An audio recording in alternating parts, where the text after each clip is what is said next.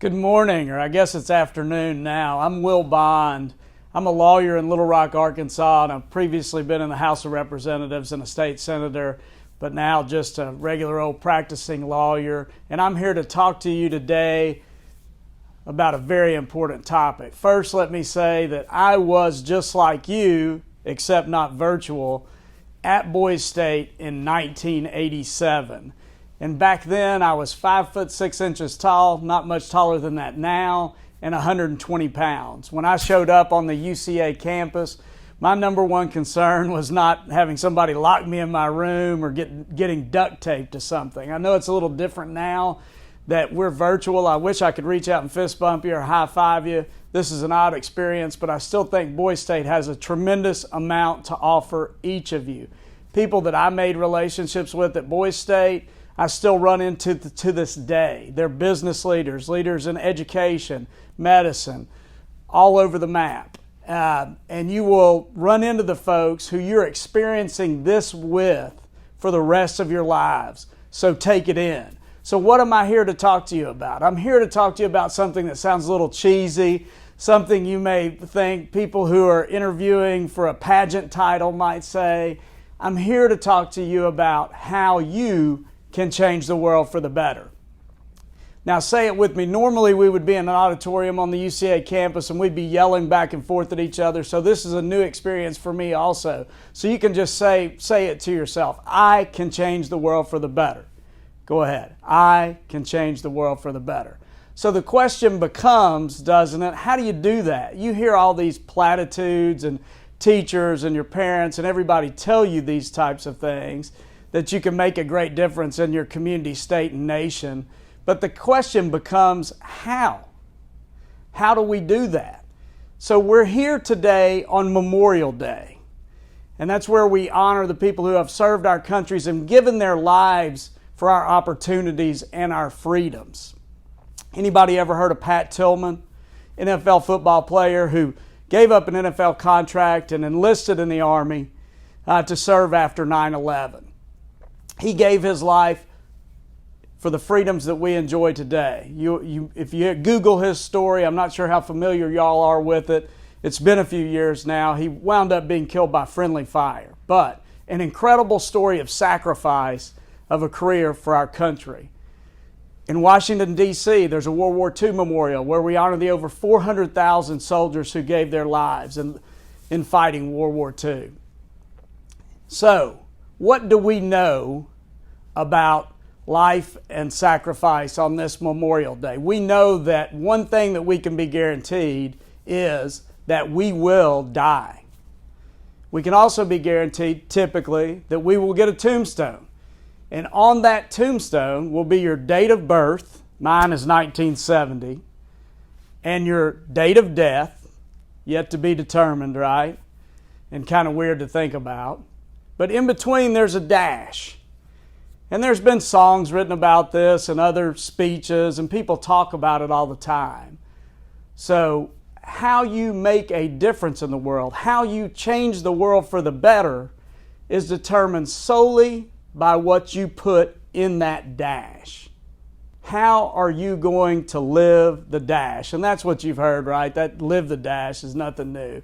We're going to put a different spin on it. We have been putting a different spin on it at Boys State for more than a decade now. So how you change the world for the better, how you can change the world for the better is summed up in the letters of the word dash.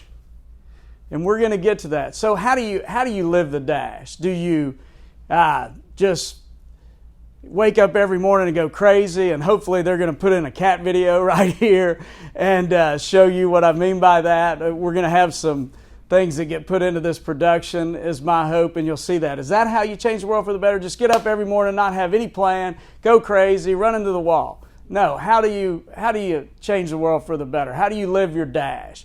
Do you date as many people as possible?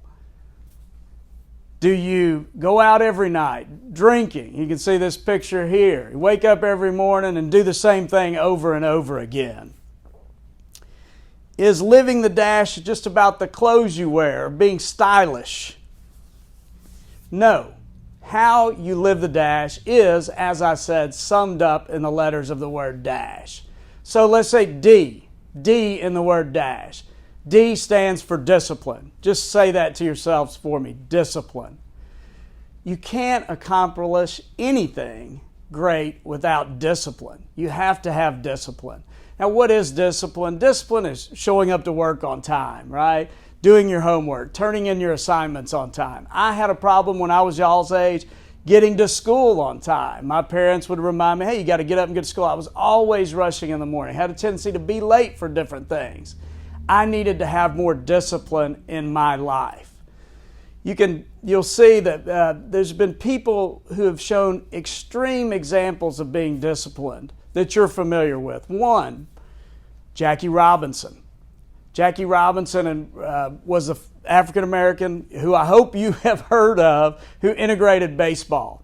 Mr. Branch Rickey signed Jackie Robinson to do that. Jackie Robinson had to have incredible discipline to ignore all the slurs and slights and what he went through. Incredible self-discipline. Branch Rickey, who signed him to play Major League Baseball, used to give a speech every year at spring training. They would bring in about 150 people to spring training back then. He would give a speech telling them, look, if one of you shows up 1 minute late for a meeting of the players and coaches, that is 1 minute of time for each person you've wasted, 150 minutes, or 2.5 hours you wasted. You must have discipline. John Grisham, famous author, wrote The Firm, wrote numerous books, incredibly successful, numerous movies made off his books. He used to get up when he started every morning, and by 5 a.m. he wanted to begin writing to try and write 1 page before he started his regular work. That type of discipline allows you to write a novel, right? You just don't decide you're going to write a novel, stay up all night, and finish it in one day. Discipline. So say it one more time. You have to have discipline. The second letter in the word dash, A. A stands for ambition. Discipline without ambition leads to nothing great. So what is ambition? It's kind of become a dirty word, hasn't it? We sort of make fun of people sometimes in high school who are really motivated to get great grades, or, really motivated to become an all-state something, whether it's in the band or in football or in sports. Sometimes people who have ambition, we sort of joke behind their backs about. Maybe we call them nerds if they're ambitious about robotics or something. But ambition is incredibly important. Again, discipline without ambition leads to nothing great. So what is ambition? It's setting goals. I like to think of it as no matter what you're doing, you want to be the best.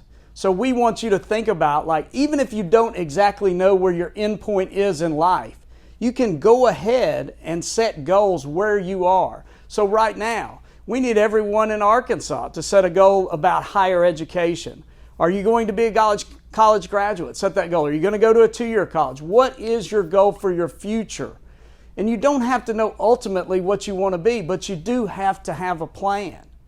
Right? If you're going to be a doctor, what type of doctor? What's your ultimate goal? Healing people, of course. Maybe you want to have the goal that you're going to find the cure to a certain type of cancer. If you're going to be a high school football coach, right? You want to coach state champions. You want to develop young men into being great citizens. You have to set these goals. In school right now, do you want to be a National Honor Society member? What college do you want to go to, or what groups of colleges do you want to consider? Those types of things. Are you going to join the military? What branch? What do you want your job to be? Set those goals. That ambition is incredibly important. I always tell people to dream huge. Dream huge. But also, there has to be just a slight bit of reality, just a little bit of reality attached to your goals. So what does that mean, Will? What are you talking about? Well, say you're 6'7", 275 pounds, and you run a 4.8 or 5 flat 40. You're not going to be an NFL running back, right? So that's something that you don't want that to be the goal. But you could coach NFL running backs. You could own an NFL team. You could be a general manager.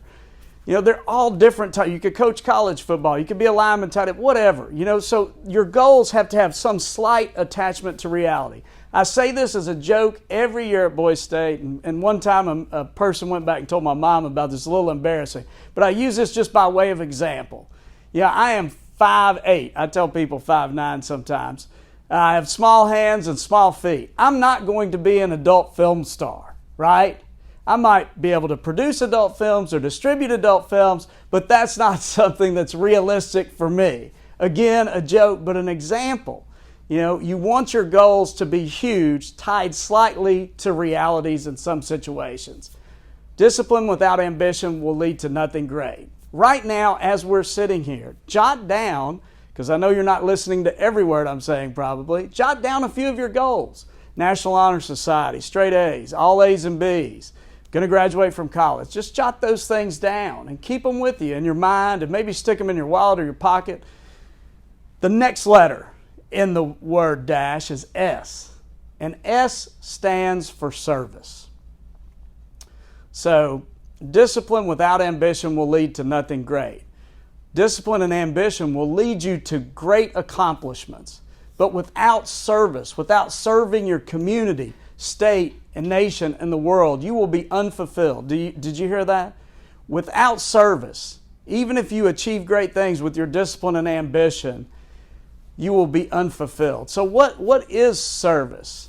Serving your community, state, and nation. Well, right now we've got our Boys State counselors, the people that you're working with online in these chat rooms. They are serving, they are volunteering and helping you become better men. Let's give them a big round of applause. Remember to say thank you to them when you're in these chat rooms or in these virtual meetings. They're doing us great work in the future of the state of Arkansas. They're helping us and helping you all.